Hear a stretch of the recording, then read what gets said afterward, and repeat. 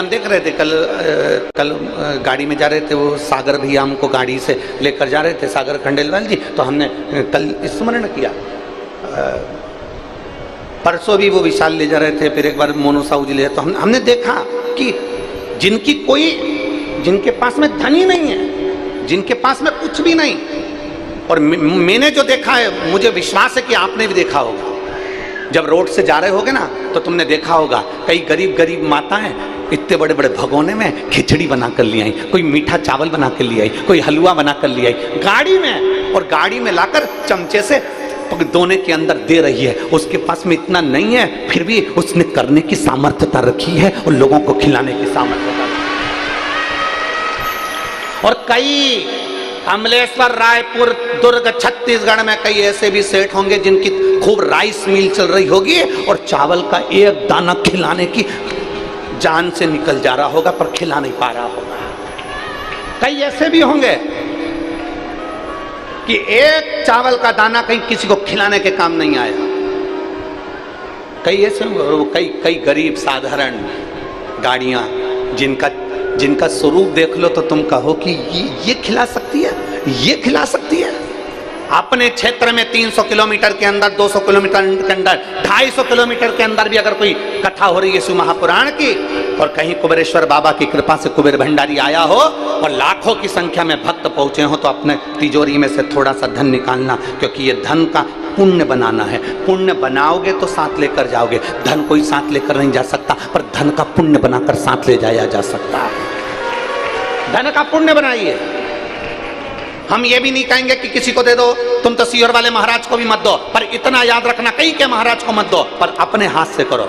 कल हमने वो देखा तो हमने वो उसको सागर को कहा कि सागर खंडेलवाल जी को कि सागर भैया ये गाड़ी थोड़ा स्लो करो। उनने गाड़ी स्लो करी। हमने देखा कि उनके घर के बाहर एक प्याऊ लगा था, तो प्याऊ लगा तो पूछना हमने ये बात कही कि नहीं, तो हमने कहा कि ये प्याऊ अभी कार्यक्रम के लिए लगा है कि पहले से लगा है। तो वो सागर भैया बोलते नहीं गुरुजी, यहाँ तो प्याऊ पापा का बड़ा मन रहता, मम्मी का, तो ये चलता ही रहता है। हमने उनको कहा साधुवाद है आपको, कम से कम जनमानस की प्यास बुझाने के लिए आपने एक प्याऊ तो लगा रखा है।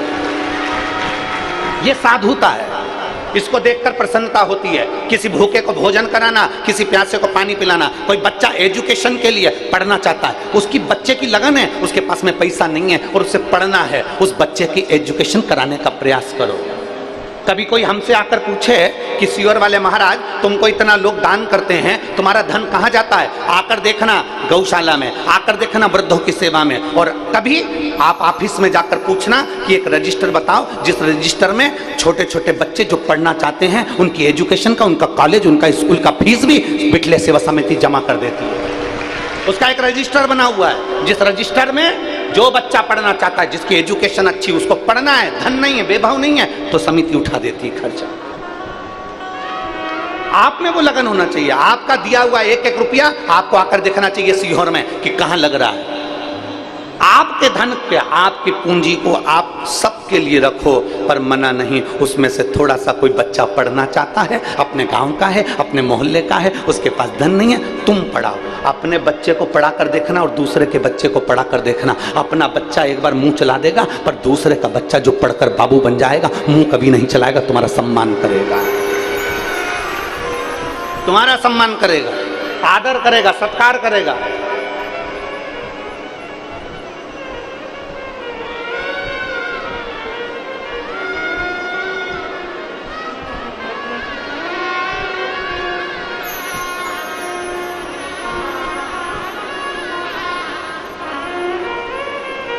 एक ट्रक के पीछे लिखा था, एक ट्रक के पीछे लिखा था, कर भला तो।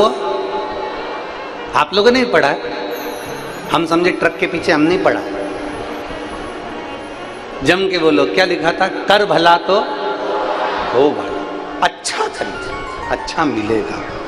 सत्कर्म करिए, सत्कर्म श्रेष्ठ करिए। और ये श्रेष्ठ करने की प्रेरणा कोई दूसरा नहीं देगा। अच्छा करने की प्रेरणा घर की नारी दे सकती है। पत्नी अपने पति से कहे, सुनो, अपने नगर में कथा हो रही है, जाओ 2-4 पानी के केरिड लो और बटवा दो, तो पति मना भी करे तो पत्नी को प्रेरणा देना चाहिए। कारण, क्योंकि वो पत्नी नहीं है, वो धर्म पत्नी है।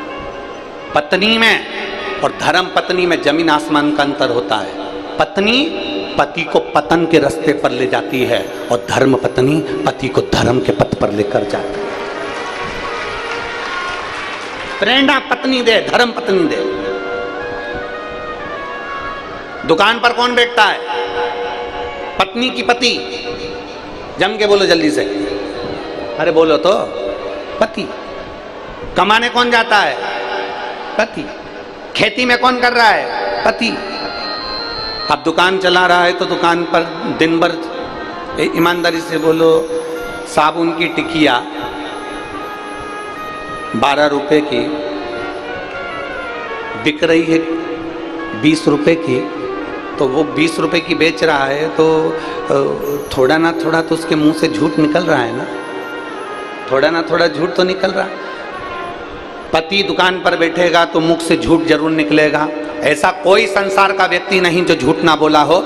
अगर दुकान पर बैठे हो, ऑफिस में काम कर रहे हो, नौकरी कर रहे हो, सर्विस कर रहे हो, तो एक ना एक बार कमाने के लिए तुम्हारे मुख से झूठ जरूर निकलता है। झूठ निकलता है तुम्हारे मुंह से। कमाते कौन हो तुम, लाते कौन हो तुम। लाकर पैसा किसको देते हो? पत्नी को। पत्नी चाहे तो पति को प्रेरणा दे कि तुम्हारी कमाई में से 1 रुपया निकाल कर सत्कर्म में लगाना। क्योंकि यहाँ शास्त्र की रीति कहती है, गरुड़ पुराण कहती है कि पति का प्राण भी छूटता है, ऊपर जाता है, यम की कैद में पड़ता है, तो यमराज उसको त्राण देता है, भुगताता है। तो वो रोता है, कहता है मैंने तो अपनी पत्नी के लिए कमाया था, अपने बच्चों के लिए कमाया था, मैंने तो परिवार के लिए कमाया था, मेरे माता पिता के लिए कमाया था, मेरे भाई बंधु के लिए कमाया था। मुझे अकेले को तुम नरक पटक रहे हो। मेरी पत्नी को भी नरक पटको, मेरे बच्चों को भी नरक पटको, मेरे माता पिता को भी नरक पटको, मेरे परिवार वालों को भी नरक पटको, मेरी बहनों को भी नरक पटको, क्योंकि उनने भी तो मेरा हिस्सा खाया है। इतने में धर्मराज कहता है, झूठ तू बोला,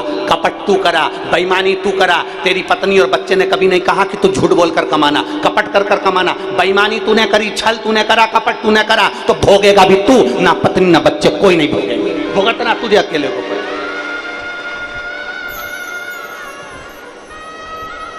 पेट अपना दुख रहा है तो दवाई अपने को खाना पड़ेगी, सिर अपना दुख रहा है तो दवाई अपने को खाना पड़ेगी, और आंखों से नहीं दिख रहा तो चश्मा अपने को लगाना पड़ेगा। यहाँ तो उल्टी रीति हो रही है आज के जमाने में। पेट तुम्हारा दुख रहा है और दवाई पड़ोसी को खिला रहे, तू खा ले, मेरा पेट दुख रहा है, मेरा सिर दुख रहा है, दवाई तू खा ले। छींक अपन को आ रही है तो अपने को छींकना है, खांसी अपने को आ रही है तो अपन को खांसना है, दर्द अपने को हुआ है तो तकलीफ अपने को होना है। अगर नैनों से दिखाई नहीं दे रहा तो चश्मा अपने को लगाना है। उसी तरह अपने को अपना छींकना है, अपना खांसना है, अपना दर्द सहन करना है, तो अपना कष्ट भी अपने को ही भोगना, अपने, दूसरा नहीं भोगेगा भाई, नहीं।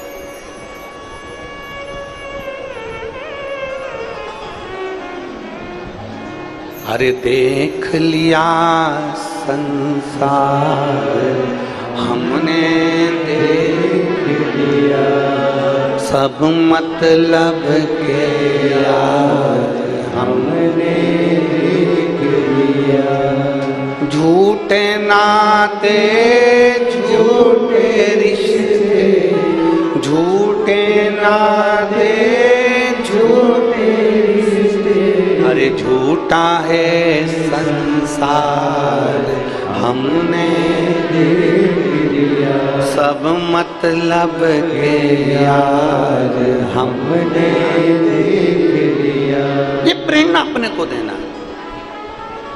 कोकड़ी में हमने कथा करी, फिर एक वो कल आए थे अग्रवाल जी, उनके हमने कथा करी, तो वो कल मिलने आए, कोकड़ी वाले भी कल मिलने आए, हाले कोसा वाले दिनेश जी भी कल मिलने आए, सब मिलने आए। सबके मुंह पे एक बात, गुरु जी कथा दे दो, गुरु जी हमको कथा दो। अग्रवाल जी बोले गुरु जी हमको कथा दो। हमने कहा भी तो करी थी तुम्हारे यहाँ भी जल्दी कथा का क्या काम, कोकड़ी वालों से काम तुमने भी तो कराई जयसवाल जी, फिर कथा। कहे गुरु जी बस ये ललक है भगवान की भक्त हो, शरीर के द्वारा कुछ अच्छा हो जाए, कुछ अच्छा। सब्र और कद्र, दो चीजें हैं। जम के बोलो, क्या क्या? आवाज नहीं आई, फिर से बोलो। सब्र और दूसरी कद्र। अगर आपके पास में धन नहीं है, तकलीफों की जिंदगी चल रही है, तो शिव महापुराण की कथा कहती है थोड़ी सब्र करना, थोड़ा धैर्य रखो, शांति रखो। कोई जल्दी बनता है, कोई लेट बनता है शिव को जल चढ़ाने वाला, एक दिन सेठ जरूर बनता है, एक दिन सेठ जरूर बनेगा। थोड़ा सब्र रखना, इंतजार करना, भटकना मती। लोग कहेंगे हमारे पास चल, वो बाबा जी के पास चल, ऐसी भभूति फेंकेगा और हंडा सोने का निकाल कर दे देगा।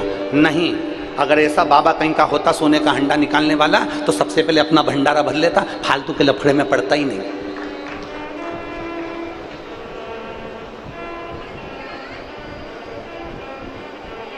उनके पास चलो, वो तुम्हारा दुख समाप्त कर देंगे। नहीं, अगर दुख समाप्त करने वाले होते तो सबसे पहले अपने परिवार को और अपने घर का दुख समाप्त कर लेते। नहीं, अपना दुख अपने को दो, अपना दुख। दो चीजें दी हैं मेरे भोलेनाथ माता पार्वती जी से करें, दो चीजें मनुष्य के पास होना चाहिए, एक सब्र और दूसरी कद्र। थोड़ा समय लगेगा, दुख कटने में थोड़ी देरी लगेगी, सब्र रखना, इंतजार करना, थोड़ा इंतजार करो, सब्र रखो, होगा। कोई लेट बनता है, कोई जल्दी बनता है, शिव को जल चढ़ाने वाला एक दिन सेठ जरूर बनता। थोड़ी सब्र रखना। एक बार में अगर सब आंकड़े की जड़ बांधी, संतान उत्पन्न नहीं हुई, दूसरी बार आंकड़े की जड़ बांधी, संतान उत्पन्न नहीं हुई, हिम्मत मत हारना। मेरे भोलेनाथ जी के दरवाजे पर लोटा भर के जल चढ़ाते रहना, उसके दरवाजे जाते रहना, जब तक वो तेरी गोदी नहीं भरे तब तक उसका दरवाजा मत छोड़ना।